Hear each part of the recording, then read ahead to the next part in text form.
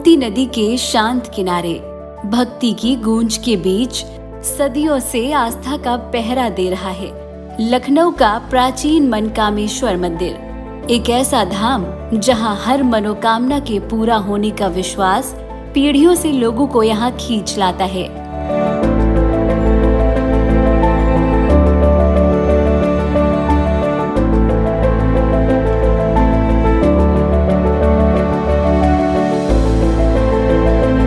कहा जाता है कि इस मंदिर का इतिहास नवाबी दौर से भी पुराना है।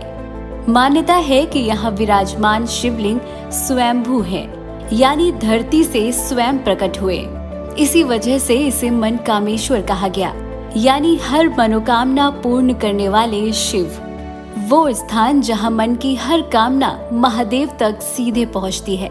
इस मंदिर की महंत देव्या गिरी जी भी मानती है। उन्होंने स्वयं इस मंदिर में आने वाले भक्तों की मनोकामनाओं को पूर्ण होते देखा है। आदि गंगा गोमती के तट पे श्री मनकामेश्वर महादेव स्थित है और पौराणिक जो इसकी मान्यता है ये कि लक्ष्मण जी ने केदारनाथ जी जब वो दर्शन हेतु वहाँ गए तो वहाँ से वो जल लाके यहाँ पे उन्होंने कलश अभिषेक किया है। ये बताना थोड़ा सा कठिन पड़ता है कि भगवान भोलेनाथ मनकामेश्वर यहाँ पे उपस्थित थे तो उन्होंने कलश अभिषेक किया या स्थापना करके किया, परंतु अभिषेक उन्होंने अवश्य किया। तो उस वजह से भी जब आप उनकी पूजन अर्चन या करते हैं तो एक अजीब सी आपको शांति रहेगी और एक जो मानव जीवन में खालीपन होता है वो उस परिपूर्णता की ओर थोड़ा सा आपको ले जाते हुए प्रतीत होते हैं। क्या कहा जाता है कि इस मंदिर में आके हर व्यक्ति की हर मुराद पूरी होती है और हुई भी है?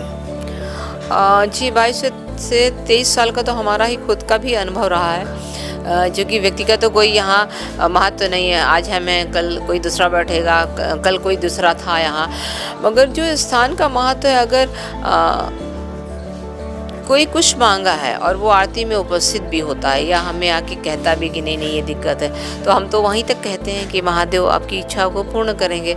ऐसे बहुत से ऐसे हम लोगों को कथानक मिलते हैं जिसे लगता है कि नहीं ये संभव नहीं था फिर भी हुआ।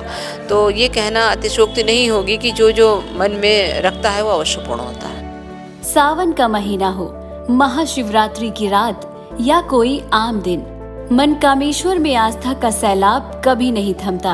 भोर की आरती से लेकर रात की शयन आरती तक हर पल यहाँ भक्ति का उत्सव चलता है। महाशिवरात्रि में तो सुबह 2 बजे से देर रात 11 बजे तक भक्तों की भीड़ भोलेनाथ के दर्शनों के लिए जुटी रहती है।